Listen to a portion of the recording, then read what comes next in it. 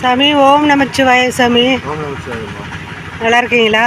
செம்மையாக சூப்பராக இருக்குது. வெயில் தான் கொஞ்சம் கஷ்டமாக இருக்குது. வெயில் ஓவரு. நம்ம எல்லாம் சொர்க்கத்தில் தான் இருக்கேன். சரி, ஓகே, பார்த்துக்கலாம். எல்லாம் தான் சிவம், அன்பே மட்டும் இல்லை, ரௌத்ரமும் சிவம் தான். ஓகே, சரிங்க சாமி. என்னாலையும் கொஞ்சம் உங்கள் சேனல் எப்படி இருக்கு? நல்லா போயிட்டு இருக்கா? எல்லாம் மக்கள் விரும்பி ஆன்மீகத்தை இப்போல்லாம் பார்க்க ஆரம்பிச்சிட்டாங்க. கொஞ்சம் நேர்மையான ஆன்மீகம் கொடுங்க.